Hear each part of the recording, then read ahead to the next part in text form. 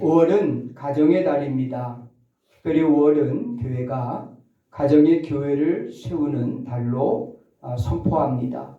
가정의 교회를 세우는 것은 가정의 가정 예배를 회복하는 겁니다.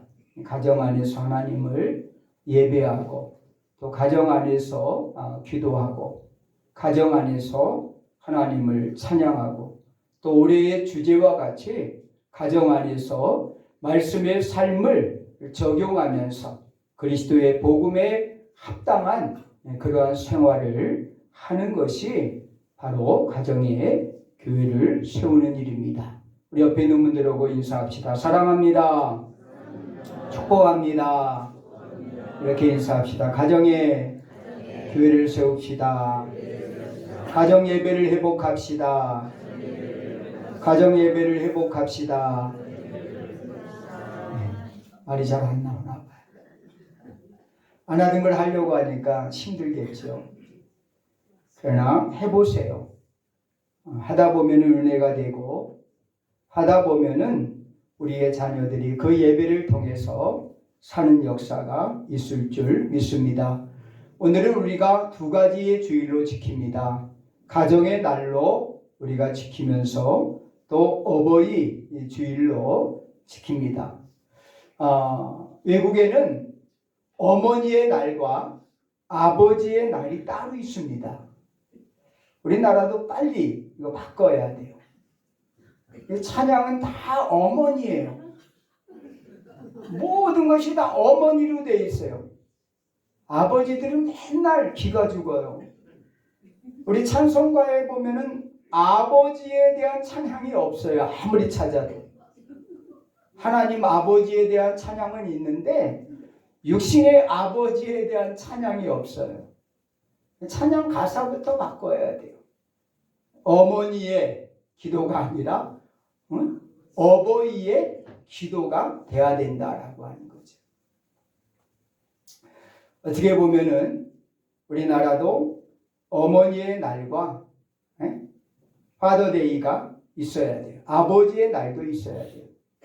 그래서 필리핀에서 이 회복 친구들이 올리는 거를 이렇게 보면은 아버지의 날 아버지 선물을 막 가지고 이렇게 예배를 드리고 또 어머니의 날 어머니들도 다 일어나가지고 막 예배를 드리고 하는 그러한 광경들이 나와요. 미국도 마찬가지로 어머니의 날이 따로 있고요. 아버지의 날이 따로 있습니다. 우리나라는 지금 어버이날로 합쳐버렸는데 그러니까 가정에서 이제 아버지들이 이렇게 기가 죽어 있는 것을 보게 됩니다. 속히 그런 서명운동이 있으면은 여러분들 들어가서 서명운동을 하세요. 그리고 우리 젊은이들 가운데 청원하는 글을 할 수 있는 분들이 있으면 청원을 하세요. 우리나라도 어머니의 날과 아버지의 날을 구별해 주십시오 라고 하는 청원을 올리십시오. 그래서 뭉뚱하는 날이 아니라 자녀들은 힘들겠죠.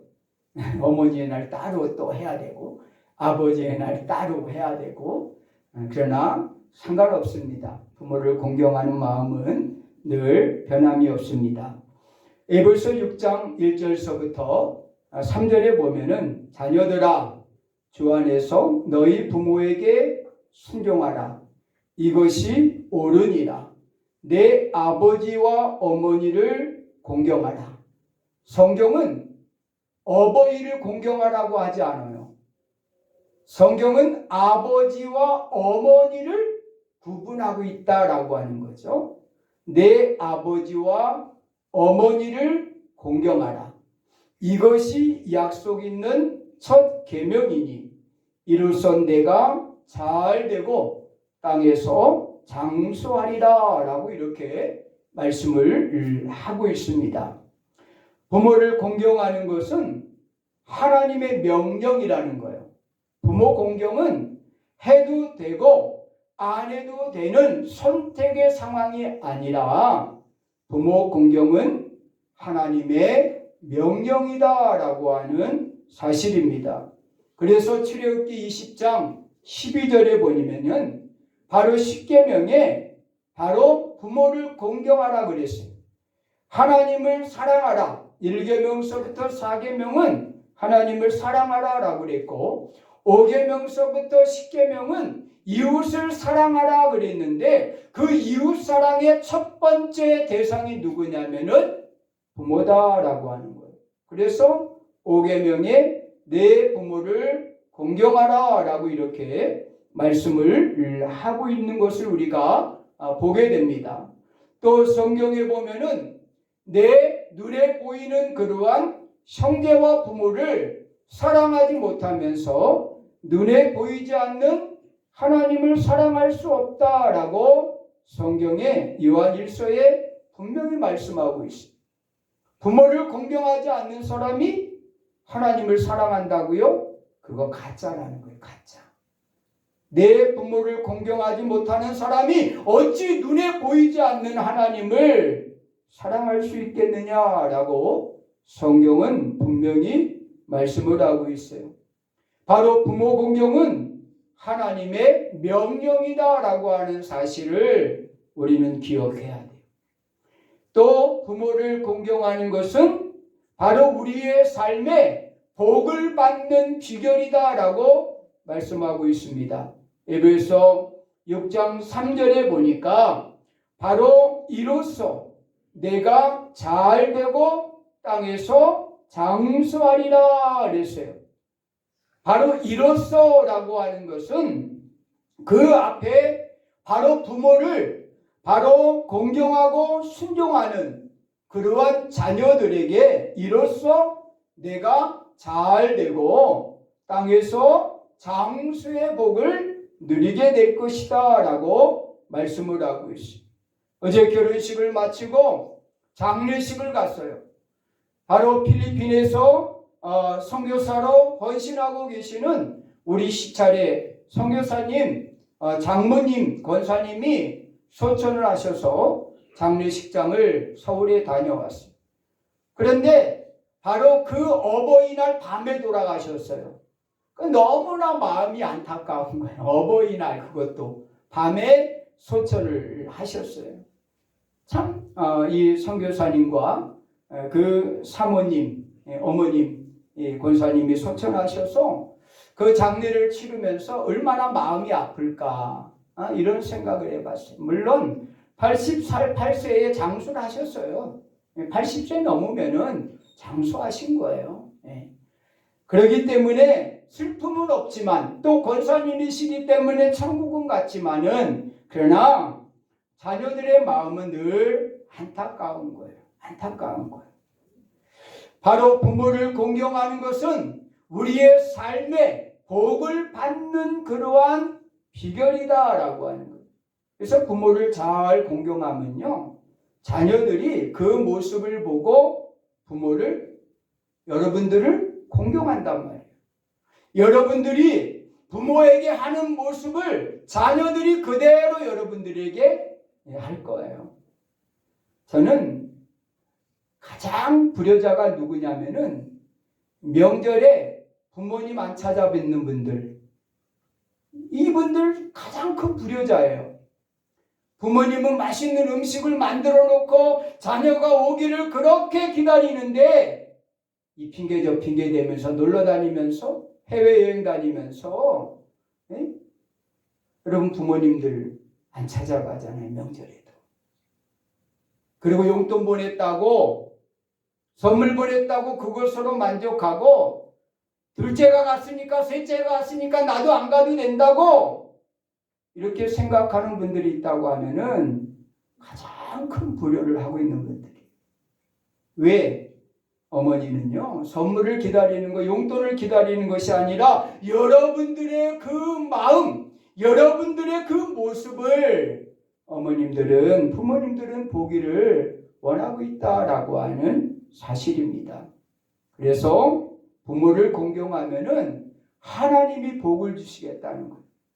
다른 사람이 복을 주는 게 아니라 내가 부모를 공경하면은 하나님께서 너를 잘 되게 해주시고 너를 이 땅에서 장수하도록 하나님이 복을 주시겠다라고 그랬어요. 그런데 여기에 아주 중요한 문구가 하나 있어요. 그 문구가 뭐냐면은 이것이 약속 있는 첫 계명이다. 바로 다시 말하면은 이것은 반드시 하나님이 복을 주신다는 거예요. 바로 약속 있는 첫 계명, 다른 거는 다 하나님이 잊어버릴지 모르지만은 이 약속만큼은 반드시 하나님이 지켜 주시겠다라고 이렇게 약속을 하고 있단 말이에요.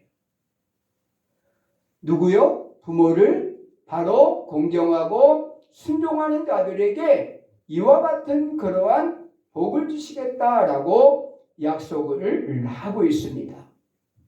또 아울러서 부모 공경은 마음이나 말로 하는 것이 아니라 행위로 하는 것이에요. 오늘 여러분 주보를 다 펴보세요.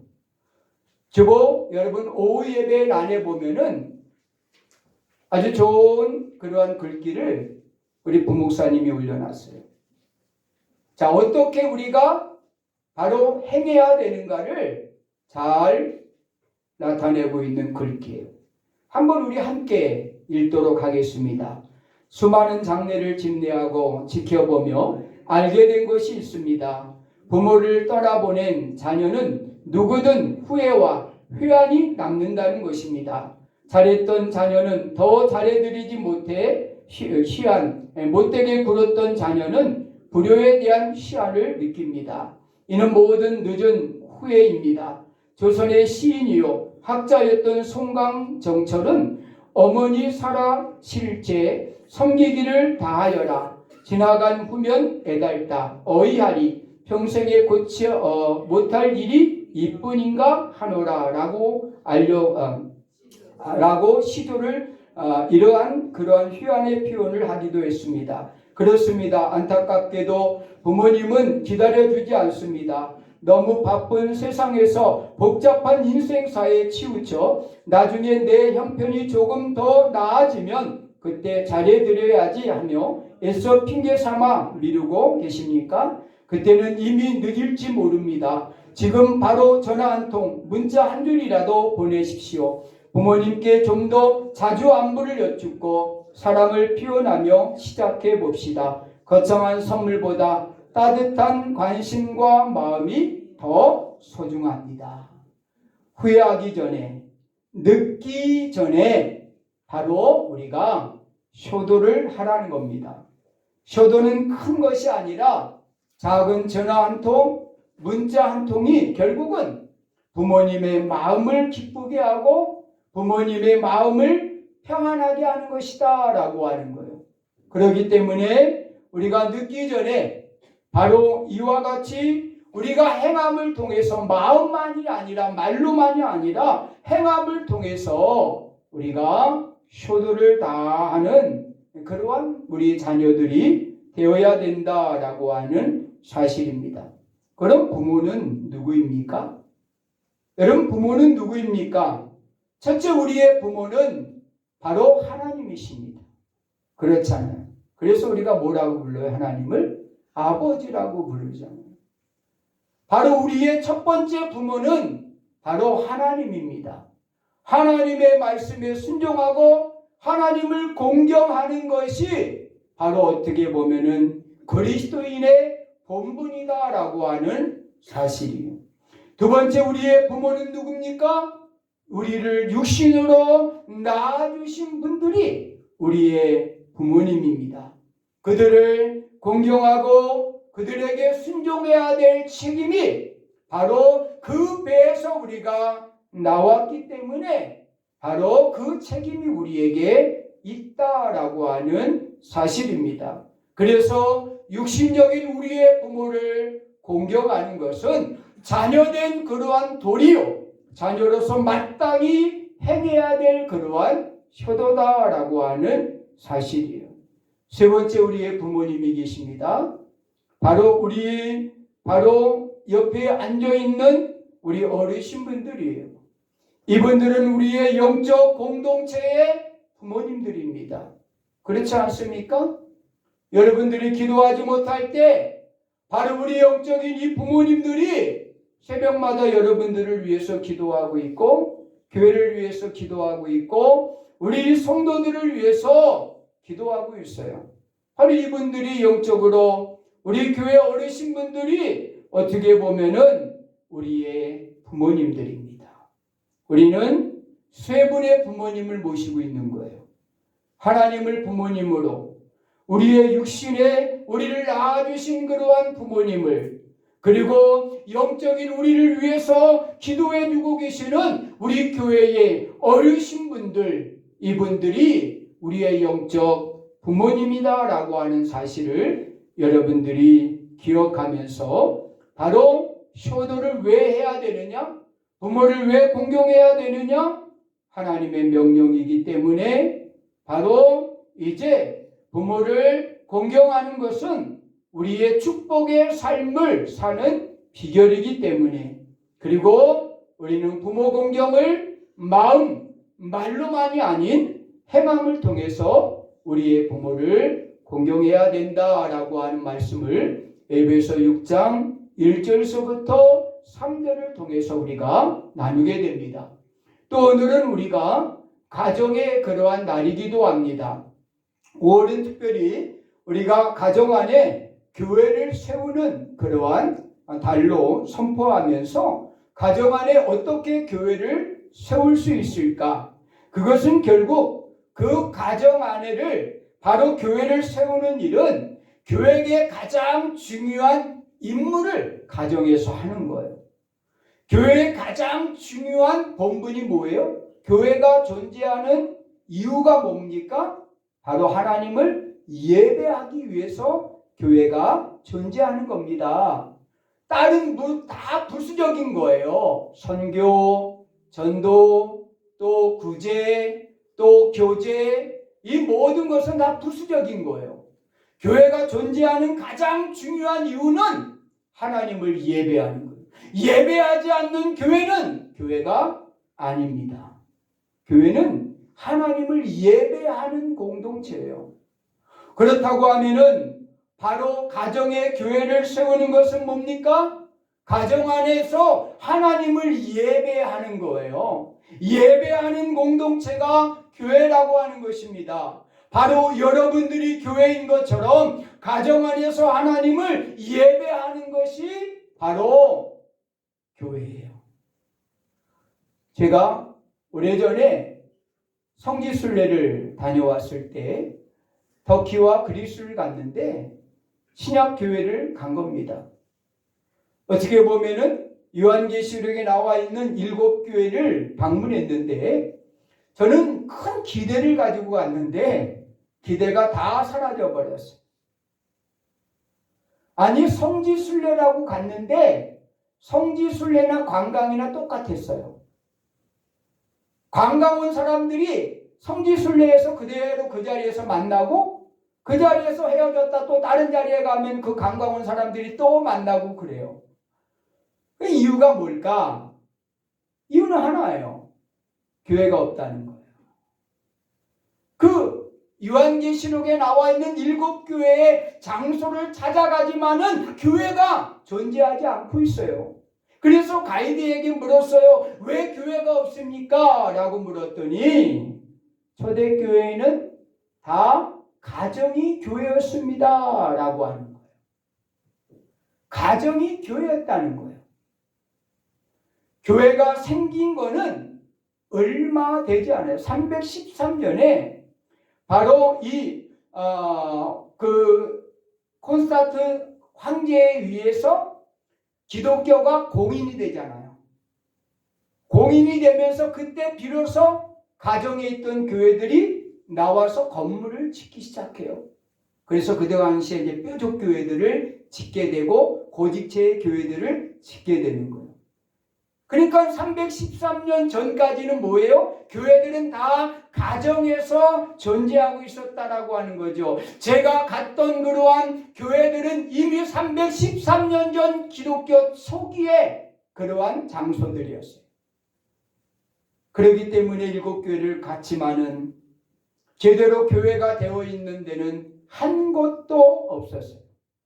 다 무너진 그러한 지역에 바로 아마 이곳이 바로 이 교회였을 것이다 라고 하는 그러한 추측만 가지고 그 지역에 가서 우리가 성지순례라고 돌아보고 왔어요. 아마 이제 종교개혁지를 가면은, 저 유럽을 가면은 아마 다를 거예요. 바로 이 유럽은 313년 전 이후에 생겨난 그러한 종교개혁 이후에 생겨난 그러한 성지이기 때문에 그곳에는 교회들이 큼지막하게 잘 지어 있다라고 이야기를 해요. 한번 가보고 싶어요. 어떻게 보면. 바로 초대교회는 이와 같이 가정 안에 있는 교회였어요. 그래도 성경에 보면은 그 가정교회들이 등장하는데, 바로 고린도전서 16장에 보면은, 또 로마서 16장 5절에 보면은 아굴라와 브리스가의 그러한 그 집에 있는 교회에 대해서 말씀을 하고 있어요. 또 오늘 본문에 있는 빌레몬서 1장 2절에도 아키포와 내 집에 있는 교회에 대해서 말하고 있어요.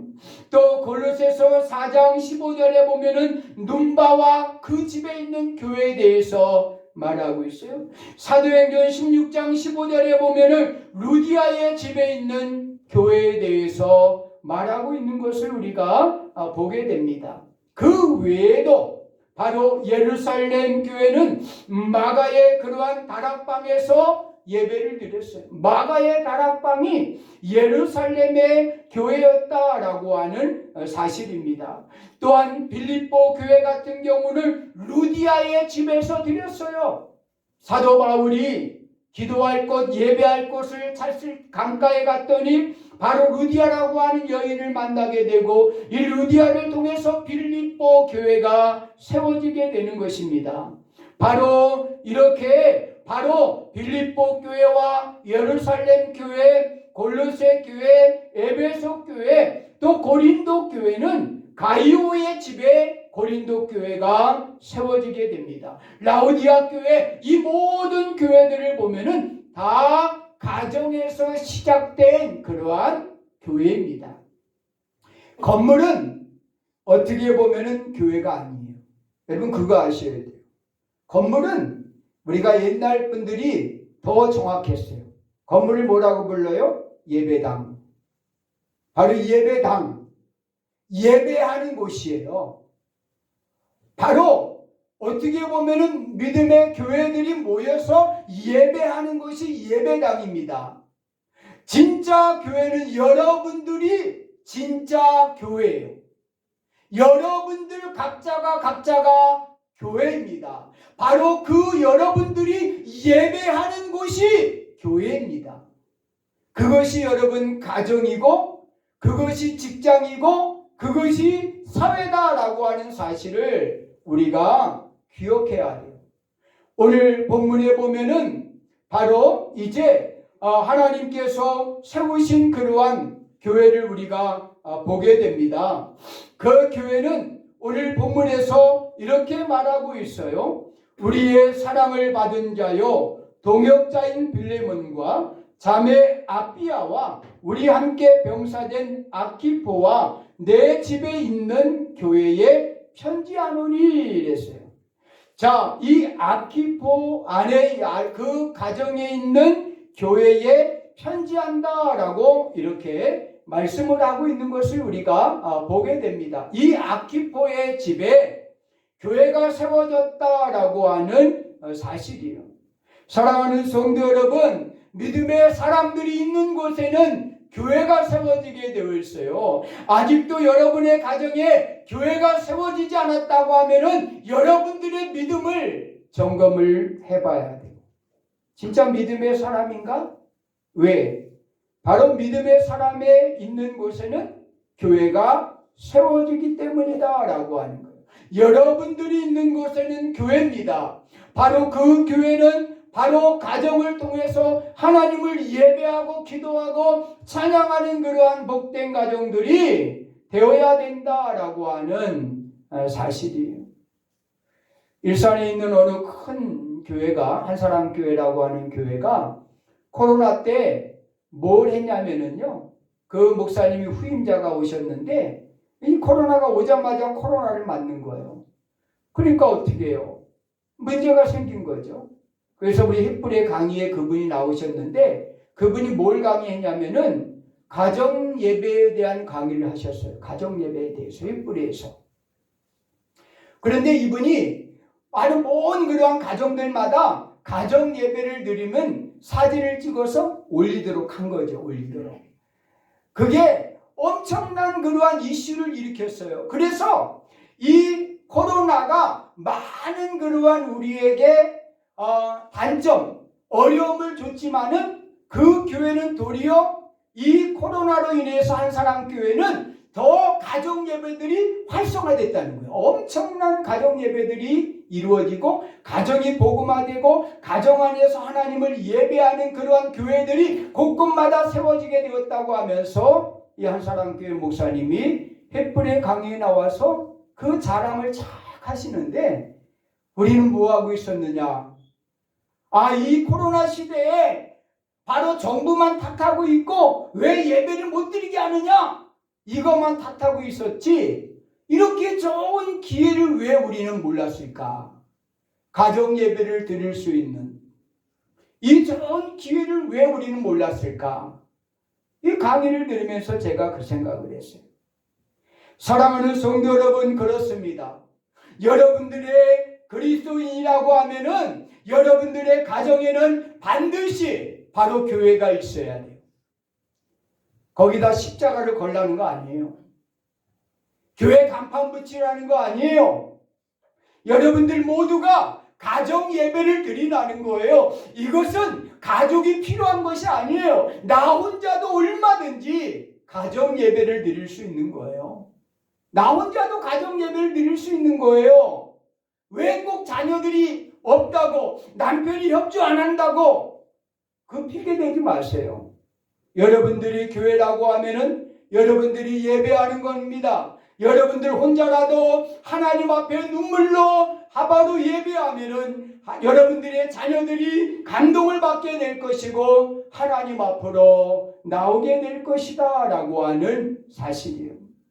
왜 가정의 예배를 드려야 되느냐?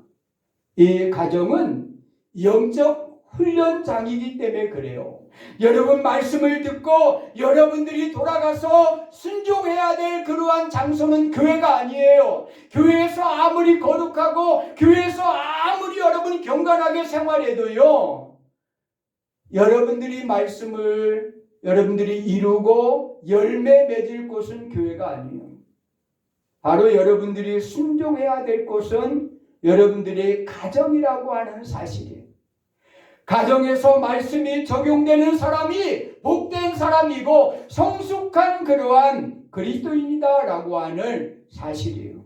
우리가 다윗을 보면은요, 다윗이 하루아침에 여러분 바로 물맷돌로 여러분 골리앗을 쓰러뜨렸을까요? 우연의 일치일까요? 아니면 어쩌다 던졌는데 잘 맞아서 골리앗이 쓰러졌습니까? 아니에요.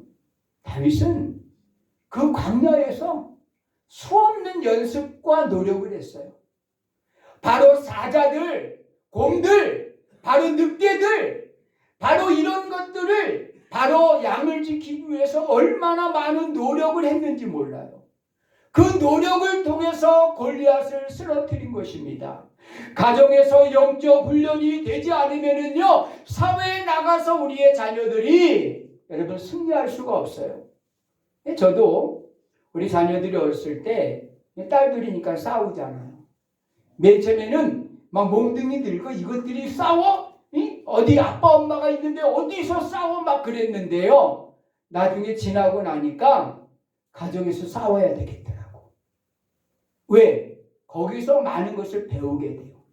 언니는 언니로서 배우게 되고 또 동생은 동생으로서의 그러한 질서를 배우게 되는 거더라고. 그래서 그 뒤서부터는 가만 놔둬버렸어요. 왜? 스스로 해결해야 돼, 스스로. 이걸 하지 않으면 사회에 나가서 여러분 더 심하고 어려운 그러한 처지에 놓일 텐데 거기서 어떻게 자기를 소화하고 자기의 처신을 자기가 세우고 하는 또 질서를 잡고 하는 것은 가정에서부터 훈련이 돼야 돼. 그러니까 자녀들 싸우면 놔두세요. 머리 끄고 막 싸워도 놔두세요. 예? 그리고 자신들이 스스로 해결할 수 있도록 해야 돼요. 그래야만이 사회에 나가서 그 자녀들이 이보다 더 어려운 상황에 처할 때 그 자녀들이 해결해 나갈 수가 있는 거예요. 그걸 가정에서 배우는 거예요, 우리가. 가정에서 가르치는 거예요. 바로 영적 훈련도 마찬가지입니다. 바로 가정에서 우리가 말씀을 적용하는 훈련을 가르쳐야 돼요. 그럴 때 그 자녀들이 사회에 나가서도 바로 신앙인으로 믿음의 사람으로 살아가게 되는 거예요. 마지막으로 왜 가정에 교회가 있어야 되느냐? 바로 가정에 교회가 있을 때 특별하게 두 가지의 은혜를 누리게 돼요. 제 얘기가 아니라 오카는 목사님이 쓴 가정의 교회라고 하는 그러한 책자에서 나오는 이야기예요. 그래서 제가 메모를 했어요. 설교하다가 메모를 했어요. 오카는 목사님의 책에 그리스도인의 가정이라고 하는 책에 그 집의 교회라고 하는 그 소제목에 보면은 바로 왜 교회에 가정이 있어야 되느냐, 가정에 교회가 있어야 되느냐, 거기에는 특별한 두 가지의 은혜가 있다는 거예요. 교회가 있는 가정들에게는 첫째, 예수 그리스도가 그 가정의 절대 권위가 바로 인정된다라고 하는 거예요. 다시 말하면 가정 예배를 드리는 가정의 교회가 세워진 가정들은 예수님의 절대적인 권위가 바로 그곳에 세워진다라고 하는 거예요. 요즘 안타까운 것이 이 부모님들의 권위가 사라졌잖아요. 옛날처럼 몽둥이 든다고 되는 거 아니에요. 그럼 전화 금방 핸드폰으로 전화해요. 112에. 왜? 우리 아빠가 나 때린다고. 경찰 금방 달려옵니다. 누구 잡아갈까요? 신고한 딸 잡아가요? 아니요, 부모 잡아가요. 때렸다고. 바로 어린아이들이요, 유치원 가자마자 선생님들이 다 애들 다리, 팔 다 검사합니다. 혹시 집에서 부모가 때렸나? 멍이라도 든 것이 있나? 그래서 조그만 멍이 들면 물어봅니다. 너 여기 왜 멍 들었니? 넘어졌어요. 다쳤어. 상관없어요. 그런데 우리 아빠가 때렸어요, 몽둥이로. 그러면 누가 신고해요? 선생님이 신고를 해. 신기하죠? 선생님이 신고해. 신고 안 하면 걸려요. 알면서도 신고 안 하면 선생님이 걸려들어. 그러니까 선생님은 신고할 수밖에 없는 거예요. 바로 이런 절대적인 그러한 권위가 가정에서 이제 사라졌어요. 이런 권위가 사라진 가정에 여러분, 예수 그리스도의 권위만이 이제는 그 자녀들의 삶을 인도할 수밖에 없다는 거죠. 부모님의 권위로는 이제 안 돼요. 더 영악해요, 자녀들이. 그리고 법을 더 잘 알아요. 절대 자녀를 못 이깁니다, 우리 부모들이. 그런데 바로 예수 그리스도의 권위 앞에는 바로 모든 사람들이 굴복하게 되어 있습니다. 마귀가 가장 두려워하는 것이 뭐예요? 가정에 교회가 있는 가정을 마귀가 가장 두려워해요. 바로 성도들이 가정에서 예수 그리스도의 중심으로 살고 있는 것을 마귀가 가장 싫어해요. 그거 알아야 돼요, 여러분. 마귀가 가장 싫어하는 게 예수 그리스도 모시고 바로 가정에서 하나님을 예배하는 가정을 마귀가 가장 싫어한다라고 하는 사실이에요. 그래서 마귀는 어떻게든 간에 바로 그 가정 안에 교회가 세워지지 못하도록 방해를 해요. 특별히 예배 시간을 정하고 예배 날짜를 정하고 가족 모든 식구들에게 바로 오늘 가정 예배 드린다 라고 하면 반드시 마귀가 틈을 타요. 손님이 온다거나 아이가 차가 밀려가지고 늦게 들어온다거나 뭐 여러 가지로 마귀가 여러분 얼마나 우리를 예배하지 못하도록 우리를 시험하고 유혹하는지 모릅니다. 그래서 유명한 빌리 그레이엄 목사님은 붕괴하는 그러한 가정을 회복할 수 있는 비결을 이야기하면서 바로 제시했는데, 그 제시가 뭐냐면은 가정마다 하나님의 명령의 체계를 수립하라. 이게 군사적인 용어예요. 가정마다 하나님의 명령의 체계를 수립하라. 바로 가정의 질서를 하나님의 권위 아래 두라는 거예요. 그 권위 아래 자녀들이 굴복할 수 있도록 신앙적인 그러한 체계 아래 자녀를 두라고 우리에게 말하고 있어요. 그 단편적인 예가 누구냐면은 우리가 잘 아는 욥이에요. 욥. 우리가 며칠 전에 바로 새벽 예배에 이 욥기서를 읽으면서 우리가 깨달은 것이 있잖아요. 욥기서 1장에 보면은 바로 5절에 뭐라고 그래요? 욥이 아침마다 일어나서 바로 그 자녀의 수대로 번제를 드리는데 그 이유가 뭐냐? 혹 우리의 자녀들이 바로 잔치에 갔다가 생일잔치를 하다가 혹 범죄했을까 하여 바로 그 아버지인 욥은 아침에 일찍 그 자녀들의 명수대로 번제를 드리면서 하나님 앞에 회개했다라고 하는 사실입니다. 바로 욥의 행사가 항상 이러하였더라. 욥의 행사가 항상 이러하였더라. 다시 말하면 욥은 누구보다 하나님 중심의 체계, 그 명령 질서의 체계 아래에 자녀들을 양육했다는 거예요. 부모가 본을 보인 거예요.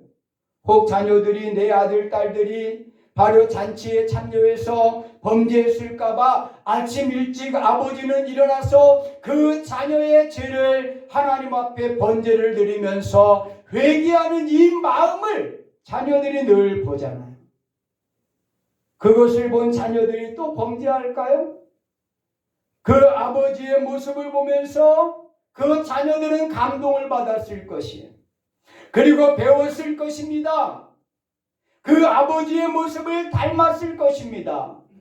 사랑하는 성도 여러분, 그렇습니다. 우리의 가정에 바로 왜 가정 예배를 회복해야 되느냐? 그것은 예수 그리스도가 그 가정의 절대 권위자임을 바로 인식시키는 거예요. 그리고 그 체계를 세우는 것이 가정 예배다라고 하는 사실. 가정의 주인은 아빠가 아니라는 거예요. 엄마가 아니라는 거예요. 우리의 가정의 주인은 하나님이라고 하는 사실을 그 자녀들에게 인식을 시켜주고 체계를 잡아주는 것이 가정 예배다라고 하는 거예요. 마지막 두 번째로 왜 가정에 교회가 있어야 되느냐? 그것은 예수 그리스도만이 참된 행복의 조건일 수가 있기 때문이다 라고 하는 거예요. 어제 우리 결혼식을 봤잖아요. 바로 행복한 모습으로 사랑하기 때문에 앞으로 행복할 것이다 라고 출발을 하잖아요. 그러나 과연 그 결혼하는 부부가 사랑하기 때문에 결혼을 하고 행복하려고 결혼을 하지만은 그것이 얼마나 갈까? 저는 3년, 5년 정도 간다고 봐요. 그 사랑은요, 바로 유지되지 않으면 안 되는 거예요. 그 행복은요, 아무리 꿈꿔도 바로 그 행복을 여러분, 바로 우리가 만들어 가지 않으면 안 되는 거예요. 그냥 주어지는 게 아니에요. 그런데 어떻게 이 사랑과 행복을 유지할 수 있느냐? 그것은 오직 참된 행복과 사랑은 예수 그리스도만이 우리에게 줄 수 있다라고 하는 거예요. 돈 많은 분들 손 들어보세요. 나 돈 많아요. 행복해요? 돈 많은 분들 행복해요? 그 금고에다가 또 이불장 밑에다가 그거 감춰두고 얼마나 불안불안하면서 하루에 한 번씩 들춰보지 않습니까? 나이 드신 분들. 그렇잖아요. 돈 많았다고 여러분 돈 많다고 행복해요? 여러분 건강하다고 행복해요? 아니에요. 이상용 씨 보니까 뽀빠이라고 그렇게 막 자랑하더니 81세에 기름병원 갔다 오다 쓰러져서 돌아가시더라고요. 그게 인생이에요, 인생. 어떤 분들은 그래 우리 사모는 그래도 앓지 않고 죽었으니까 감사하지 않냐고. 감사할 일이죠. 그러나 저는 어떻게 보면 그래도 조금이라도 유언도 남기고 자녀들 얼굴도 보고 나름대로 마지막을 정리할 수 있는 시간이 근데 몇 주라도 주어진다고 하면 얼마나 감사할까. 이 생각을 저는 해요.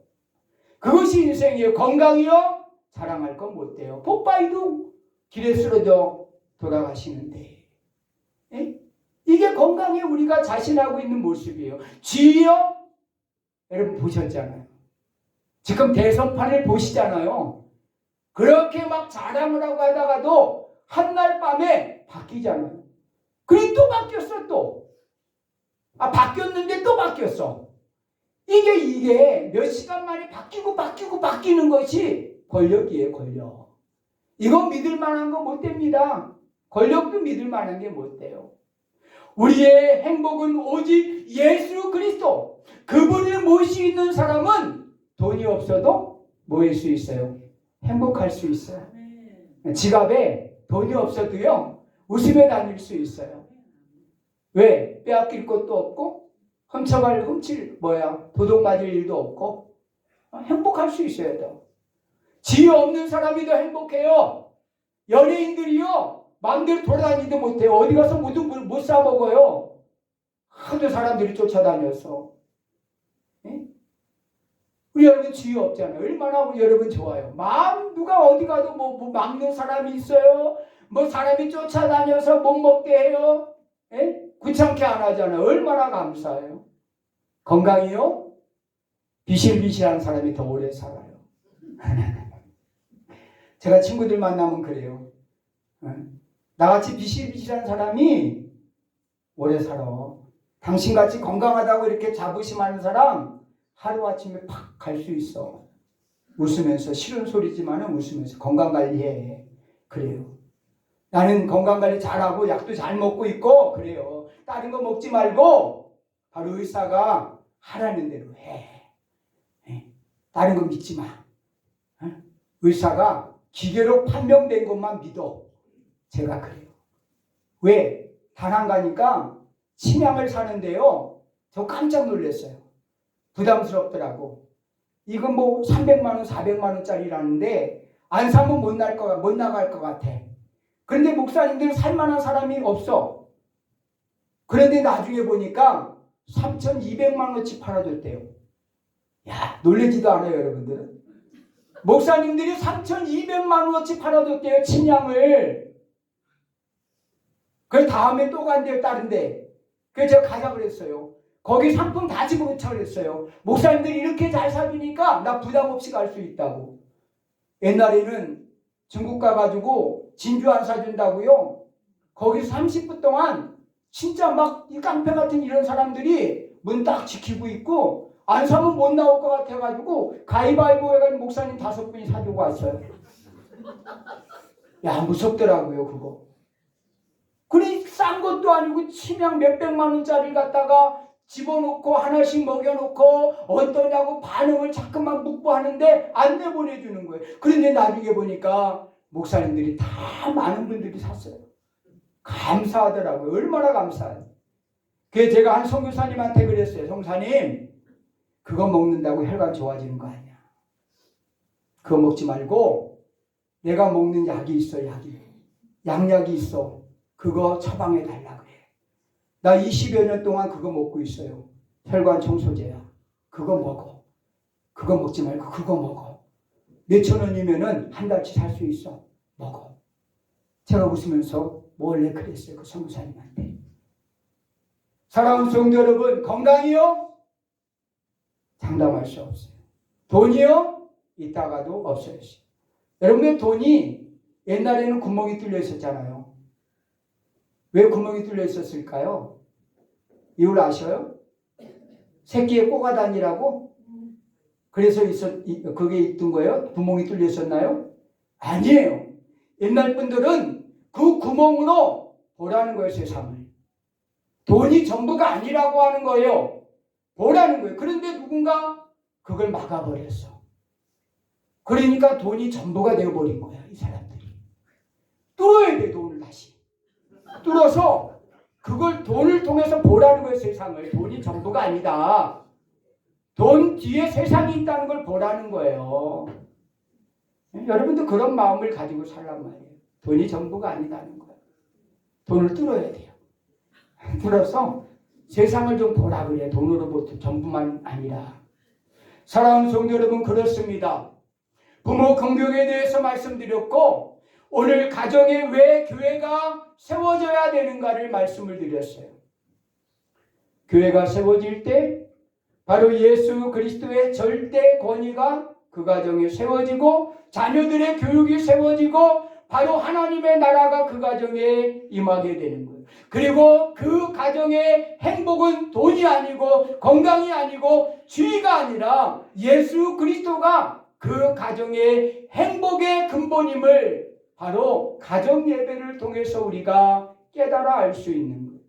그래서 가정에 교회가 있는 집들은 하나님의 절대 권위가 세워진 가정들이고, 또 가정에 바로 교회가 세워진 그러한 가정들은 그 가정은 예수 그리스도로 말미암아 행복할 수밖에 없는 복된 가정임을 기억하면서, 여러분, 우리의 가정에 교회를 세우는 일에, 하나님을 예배하는 일에 여러분들이 최선을 다하시기를 간절히 축원합니다. 기도합니다.